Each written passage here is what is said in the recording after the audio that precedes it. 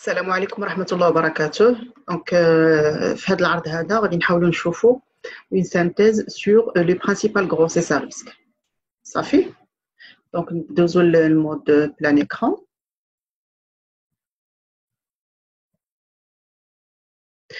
إذن les grossesses à risque كما كتعرفوا كما شفتوا في le cursus de base ديالكم. Donc ملي كنهضروا على une grossesse à risque donc كيكون كتكون une grossesse pathologique ou lorsqu'il survient sur une pathologie maternelle. Déjà, la femme qui a une pathologie, c'est la grossesse. Donc, toute grossesse à risque doit être référée à un niveau supérieur pour avis et prise en charge spécialisée. C'est évident, d'arrêt. Le nombre et le lieu des consultations prénatales, ils seront définis par le médecin traitant selon l'état de la santé de la femme. Ces grossesses à risque nécessitent une surveillance plus étroite pour assurer un optimum de soins maternels et fœtaux, afin bien sûr de prévenir d'éventuels accidents et réduire les handicaps de naissance ainsi que la mortalité maternelle et infantile. Concernant le dépistage de risque, donc la CPN régulière permet de dépister les situations de risque qui sont de deux types.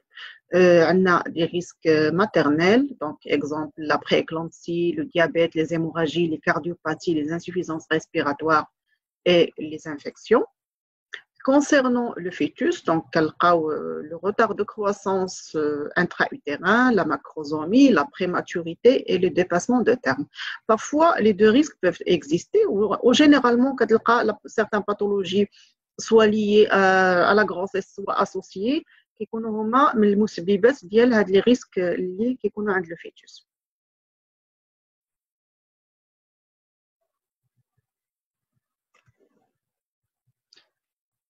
Pardon.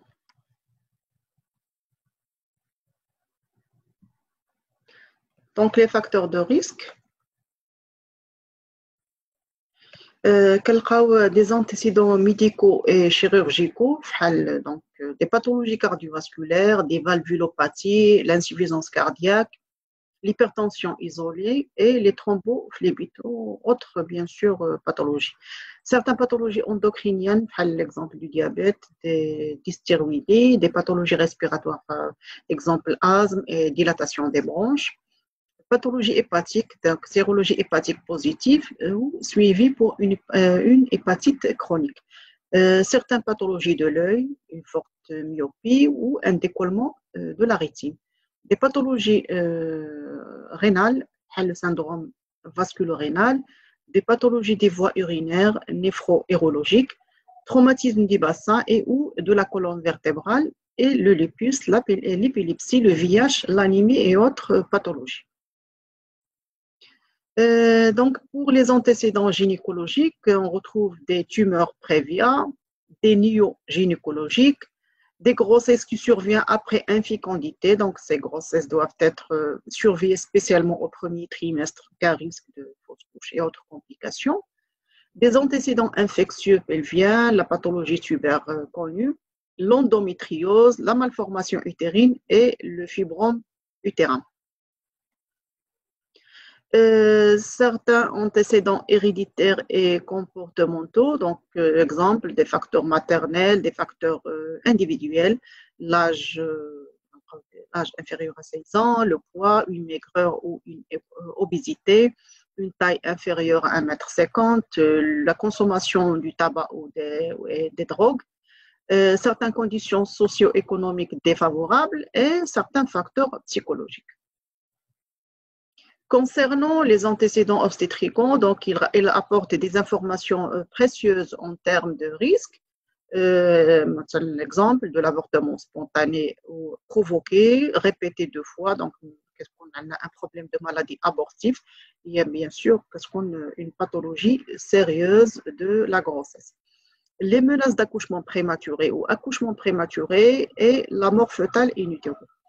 Concernant l'accouchement, les antécédents ont rapport avec les modalités d'accouchement. Quand je vois les modalités de l'extraction, elle a le bassin, elle a Elle a l'état fœtal, elle a plusieurs autres paramètres. L'accouchement par césarienne et les complications lors des accouchements. Quand je vois les antécédents en rapport avec le nouveau-né, le poids du nouveau-né, واش كان عندهم un problème d'hypotrophie ou de macrosomie, ان كل anomalie il témoigne un problème. Et bien sûr, quand je vois l'état néonatal qui est précoce, c'est bien sûr au tardif. تما كناخذوا une synthèse على هاد la grossesse ou comment on prévoit planifier sa surveillance. بالنسبة les niveaux de référence des grossesses à risque, donc en cas de risque maternel et fœtal patent, il faut orienter la patiente du niveau 1 vers le niveau 2 ou 3 en fonction du type d'urgence, l'urgence. Donc, on a le type de pathologie, le type de problème lié à le couple mère-fœtus, on oriente la femme vers soit vers un niveau 2 ou un niveau 3. على حسب عاود فين خدامين. بالنسبة la prise en charge des principales grossesses à risque, donc on a un listing des grossesses à risque, mais ماشي كلشي. بالنسبة les métrorragies et grossesses, donc les métrorragies, ils posent problème au cours de la grossesse. Ils représentent un signe annonciateur d'anomalie et la démarche de prise en charge consiste à poser le diagnostic et évaluer la gravité des saignements. Le saignement, l'étiologie du saignement pour prévoir une prise en charge qui s'adapte à l'étiologie. Donc, les 6 premiers mois de grossesse, on a 3 principales étiologies des saignements ou des métrorragies. L'avortement qui est 2 phases. Il y a la phase de l'avortement, de la menace d'avortement. Mais qu'est-ce qu'on a fait le stade de la menace?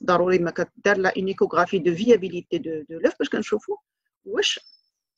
peut aider la femme à corriger cette menace. Sinon, le fœtus non viable, l'avortement proprement dit, donc on doit bien sûr assurer une mise en condition et transfert vers une maternité pour évacuation utérine.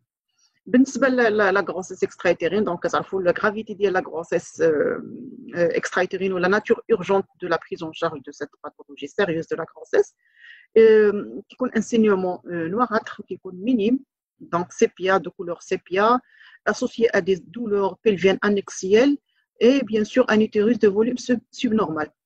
L'évolution est en dehors de la cavité utérine, soit au niveau tubaire, soit qui est d'autres localisations qui font كتعرفوا.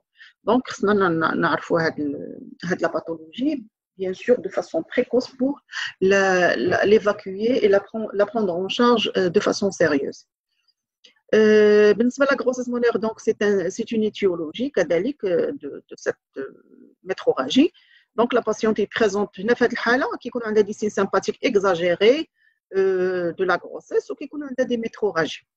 Donc ça l'échographie des bilans de bêta-ECG pour connaître vraiment pour poser le diagnostic de cette grossesse molaire. كتعرفوا les risques ou la complication sévère ou la sérieuse de la grossesse molaire ou le choriocarcinome, on doit من بعد l'évacuation planifier une surveillance les prolongs pendant l'année qui suit la grossesse molaire avec bien sûr une contraception efficace pour éviter l'évolution ou la dépister de façon précoce le problème de l'évolution vers le choriocarcinome. Les 3 derniers mois toujours les métrorragies, donc il y en a plusieurs, donc les 5 étiologies, parfois plus, mais les 2 principales causes au cours de la grossesse, on a l'hématome rétroplacentaire ou le placenta prévia. Donc la sage-femme doit s'acharner pour identifier l'étiologie de ce saignement. Elle a la prise en charge 4 ولكن لا لي زيتيولوجي ولا لو تابلو دو شاك هيموراجي كيكون مختلف. بالنسبه للشغبي كما كتعرفوا دونك لي بيورمون كلينيك لو دياغنوستيك ما يمكنش شي ساج فورم ما تكونش عارفه دير لو دياغنوستيك دو لا شغبي. ديجا لا سورفيون ديالو il survient sur un tableau de prééclampsie فواحد un grand pourcentage. Bien sûr qu'il y a des traumatismes, des insuffisances ou des carences, ولكن le vrai la principale étiologie c'est la prééclampsie. Donc, l'HRP, c'est l'épanchement de saignements survenant anormalement durant la grossesse et se localise entre le placenta et l'utérus. Il y a un décollement prématuré du placenta normalement inséré وكيكون ديك لا كوليكسيون دو سون وكتكون واحد لا ريبتور دي échanges entre fœtus mère fœtus. L'examen clinique est révélateur en cas de contracture utérine. Un utérus du bois qui dure en permanence ou la douleur ou d'autres signes qui مشروحين في واحد tutoriel على la HRP. بالنسبه للبلاسينتا بريفي عاود بيان سور عنده دوطخ ايتيولوجي ولكن هو في الحالات ما اذا كانت البلاسينتا بريفي ليكوغرافي هي ليكزامان كلي بور شيرشي لا لوكاليزاسيون بلاسينتير. دون سو كا كما كتعرفوا لو توشي فاجينال ne doit pas être fait car il peut entraîner une hémorragie massive. دونك ملي كيكون عندنا ان سينيومون احسن حاجه d'anticiper par demander une échographie ou aviser le médecin pour faire une échographie قبل ما نديروا لو توشي فاجينال. vraiment qu'il y a un risque de déclenchement d'une hémorragie grave suite à une localisation prévia du placenta. Donc, la deuxième étiologie, ou une grande principale cause de pathologie de la grossesse, il y a la prééclampsie et sa complication sérieuse, l'éclampsie. Il faut poser le diagnostic de l'hypertension artérielle et la classer. On va les classifications. Le premier tableau, qu'est-ce qu'on a une prééclampsie modérée, une HTA avec une diastolique entre 9 et 11, avec une protéinurie supérieure à 0,3 g par 24 heures. La bande réactive, qu'elle de croix.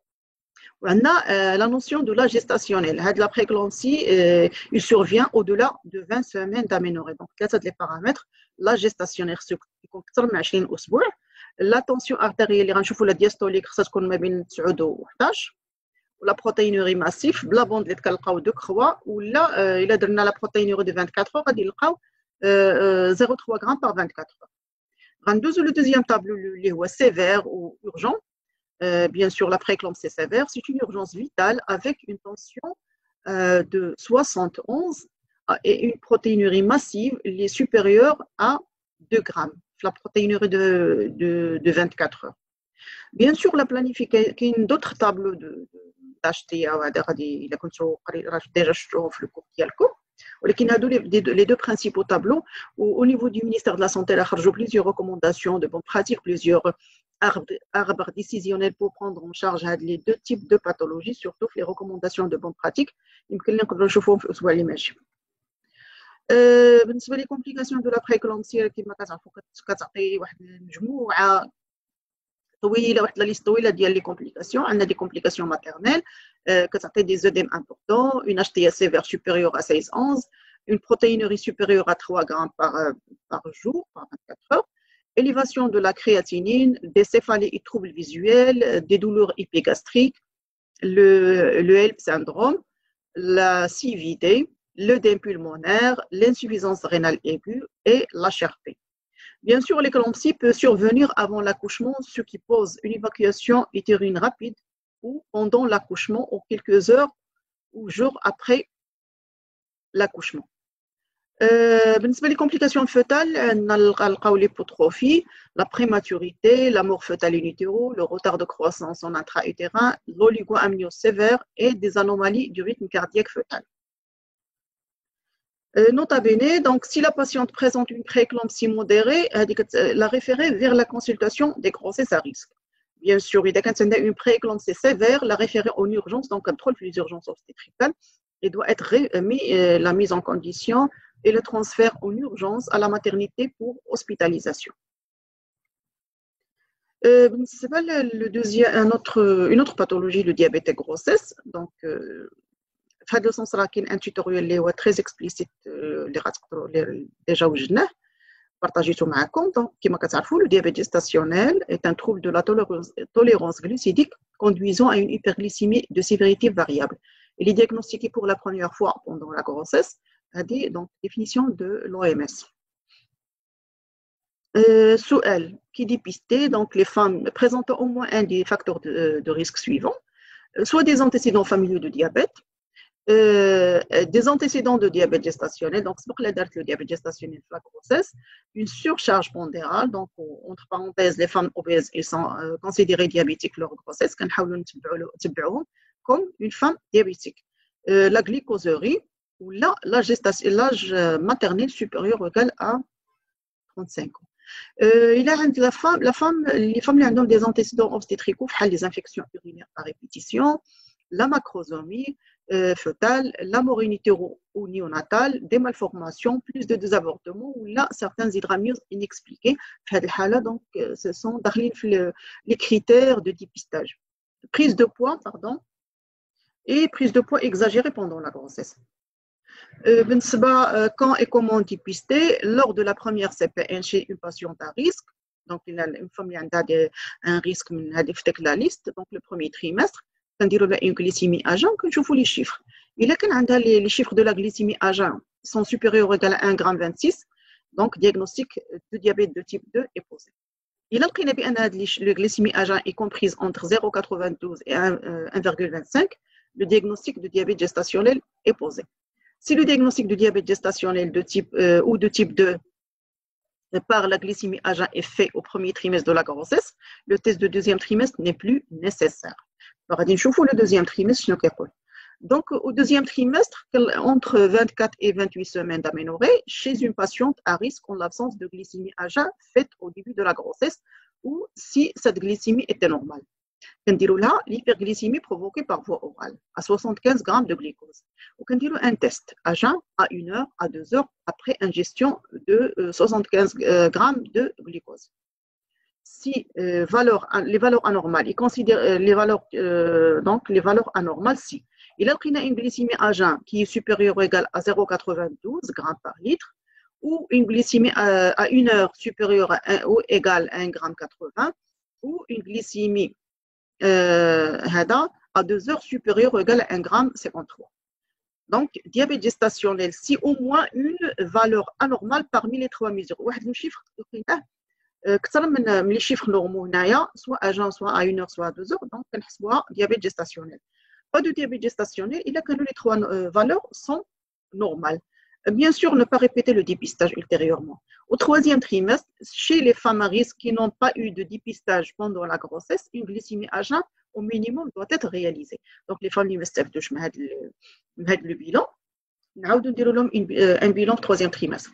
Les risques de diabète et grossesse, on a des risques maternels, donc une fatigue inhabituelle, augmentation du liquide amniotique qui peut entraîner un accouchement prématuré, risque infectieux, accouchement par césarienne ou par le surpoids de fœtus.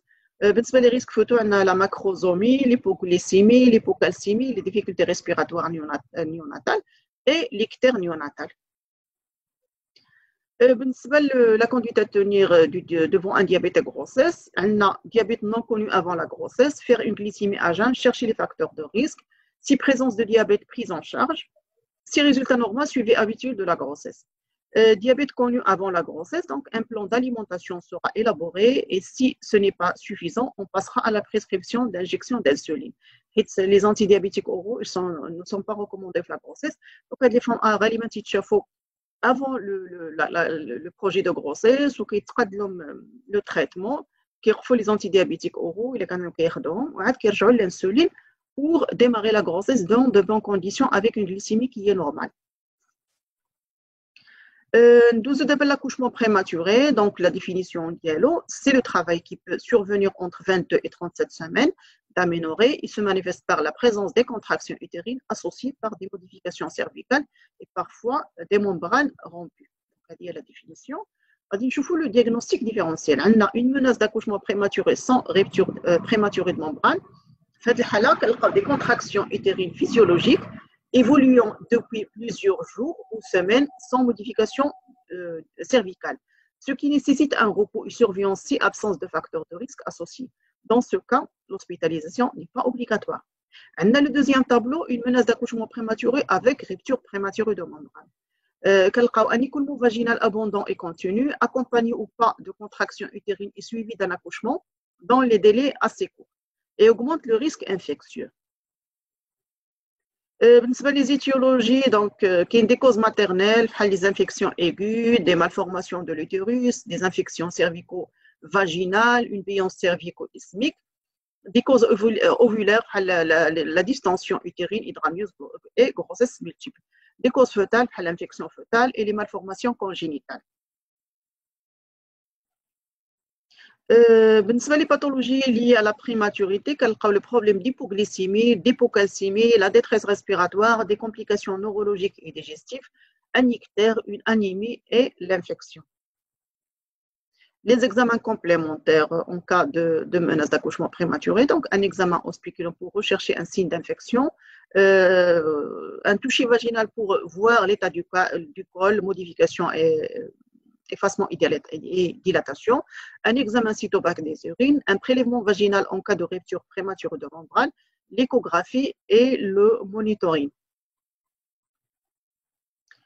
Concernant la prise en charge de la menace d'accouchement prématuré, donc elle a l'antibiothérapie de courte durée et immédiate si infection ou RPM.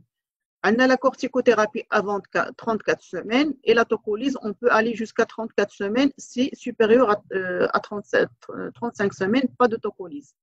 La surveillance des contractions utérines et du rythme cardiaque fœtal. Notez bien, le traitement doit se poursuivre jusqu'à 37 semaines et si RPM, l'accouchement doit se dérouler entre 3 et 7 jours de la rupture.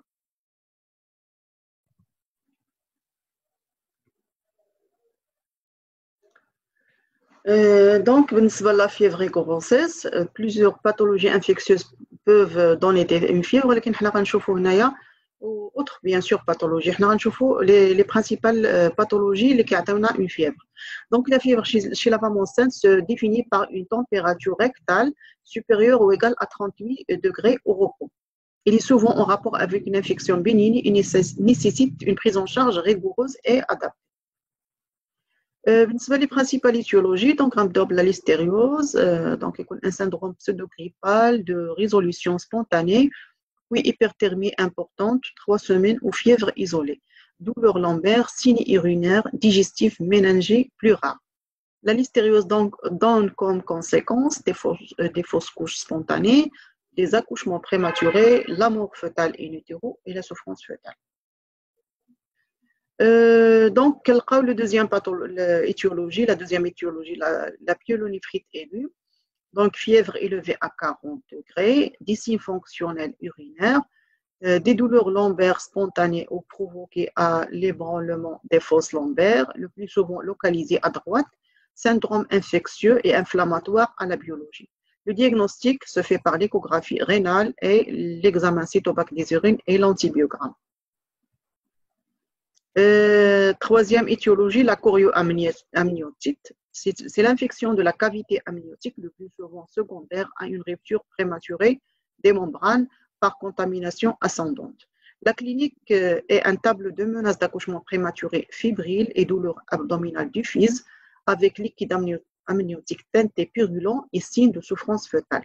Les risques sont la mort fœtale in utero, l'infection néonatale grave et séquelles neurologiques.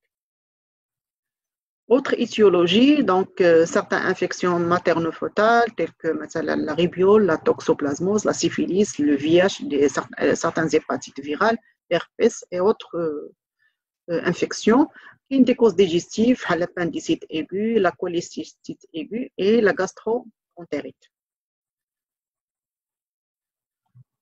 La conduite à tenir, donc bilan d'admission classique, CRP, hémoculture aérobie, prélèvement vaginal et héroculture, sérodiagnostic, une antibiothérapie par l'amoxicilline 2 à 3 grammes, 2 à 3 grammes par jour en intraveineux.